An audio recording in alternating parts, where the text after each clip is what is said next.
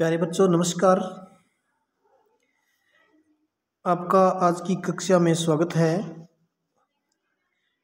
आज हम हल करने वाले हैं कक्षा 7वीं की हिंदी कार्य पुस्तिका उड़ान द्वितीय चरण में गतिविधि नंबर 10 और 11।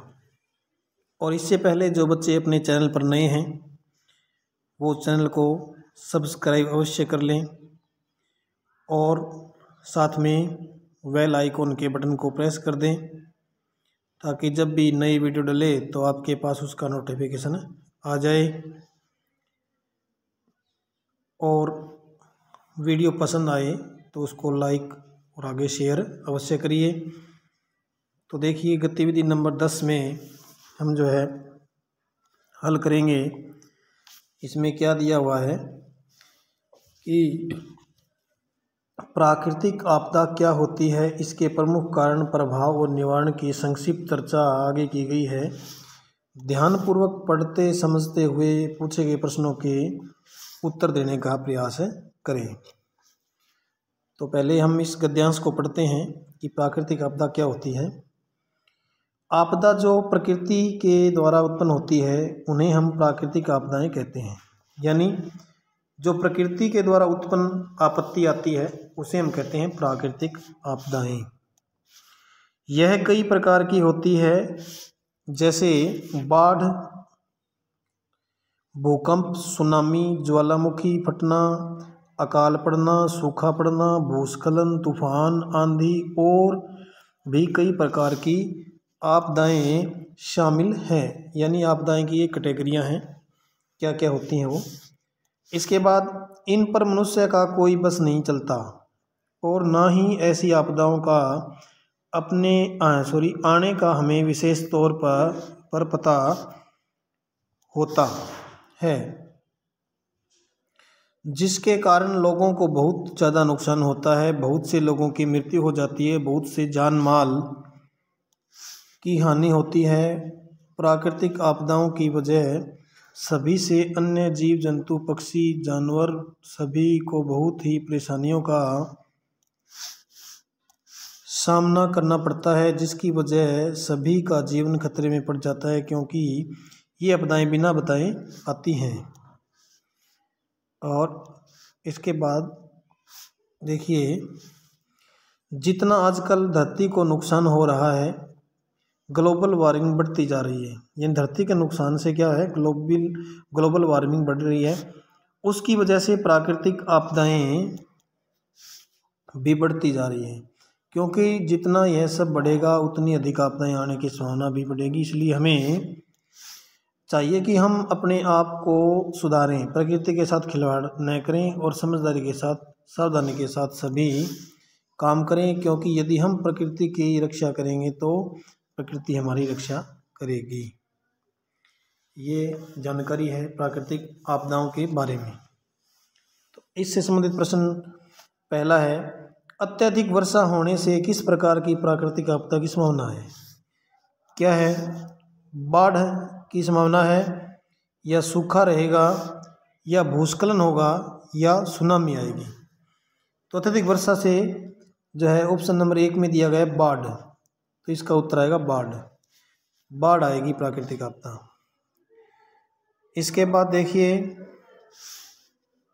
2 नंबर प्रश्न, अधिकतर समुद्र तटीय इलाकों में चक्रवाती हवाओं के साथ वर्षा होती है, उसे क्या कहते हैं? क्या कहते हैं? अकाल कहते हैं, या सूखा कहते हैं, भूस्खलन कहते हैं, या सुनामी कहते हैं? तो इसे हम कहते हैं सुनामी। इसका उत्तर आएगा सुनामी। भूस्खलन वो होता है जो भूमि दरार दे जाती है, धंस जाती है नीचे, और सूखा और अकाल का आपको पता ही है, तो ये सुनामी होती है। इसके बाद प्रश्न नंबर 3, खालिस्तान की समस्या अधिकतर पहाड़ी क्षेत्रों में देखने को मिलती है, तो सूखा पहाड़ी क्षेत्र में नहीं होता, आंधी, सुनामी और भूस्खलन तो पहाड़ी क्षेत्रों में अधिकतर भूस्खलन होता है। तो भूस्खलन कहाँ आएगा? पहाड़ी क्षेत्र में आएगा। इसके बाद देखिए 4 में ग्लोबल वार्मिंग बढ़ने के प्रमुख कारण क्या हो सकते हैं? बाढ़ या सूखा, भूस्खलन या पेड़ों की कटाई। तो देखिए, ग्लोबल वार्मिंग का मुख्य कारण होता है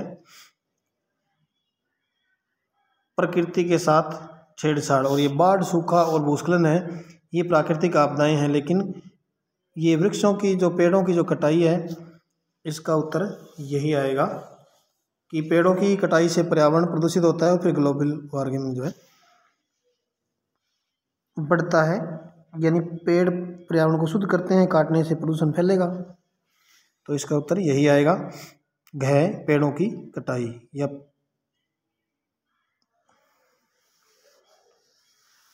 इसके बाद आगे गतिविधि नंबर 11, इसमें क्या दिया हुआ है? एक जो है ऐड दी हुई है, क्या कि पानी जल है तो कल है, पानी पर ऐड है ये। इधर देखो एक चित्र बनाया हुआ है पानी बचाने के लिए। हम सब ने यह ठाना है, पानी हमें बचाना है। इसके बाद आगे क्या लिखा हुआ है इस ऐड में? पृथ्वी की सतह पर 2/3 जल है, परंतु पीने योग्य जल केवल 0.002% ही है। सौजन्य है, ऐड देने वाले कौन है? राजकीय उच्च विद्यालय क हरियाणा। तो ये ऐड है। इस ऐड से संबंधित प्रश्न आगे दिए मिलेंगे इस गतिविधि में, उनको हमें हल करना है। तो पृथ्वी की सतह पर कितने प्रतिशत जल है, कितने परसेंट बताना है हमें। 2/3 का मतलब क्या होता है? 2/3 का मतलब होता है 66% भी कह सकते हैं या 67% भी कह सकते हैं। ये उत्तर आएगा इसका। इसके बाद 2 नंबर, पृथ्वी के कम से कम 3 पर्यायवाची लिखो। तो पृथ्वी के पर्यायवाची होते हैं धरा, धरती और भूमि।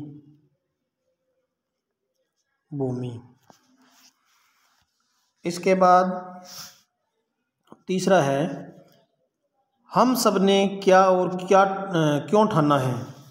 तो ये ऐड में था कि हम सब ने ये ठाना है, पानी हमें बचाना है। तो हम सब ने पानी बचाने के लिए ठाना है। क्यों ठाना है? क्योंकि यदि आज हम जल बचाते हैं तो हमारा भविष्य इसमें सुरक्षित होता है कि धरती पर पीने योग्य पानी 0.002% ही है। इसलिए हमें पानी को पीने वाले को बचाना है, यानी व्यर्थ में नहीं बहाना है, इसलिए हमें ये ठानना है। इसके बाद 4 नंबर प्रश्न, जल का बचाव आप किन किन तरीकों से कर सकते हैं। तो जल का बचाव किस तरीके से कर सकते हैं हम?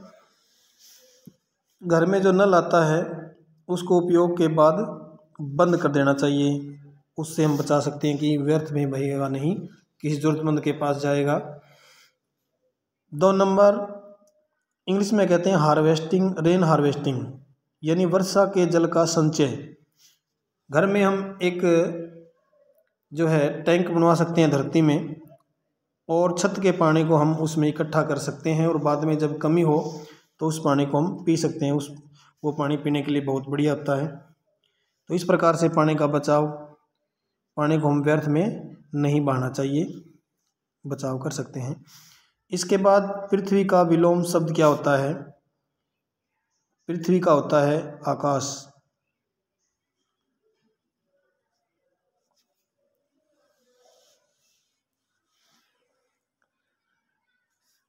तो इस प्रकार से इन गतिविधियों को हमें हल करना था।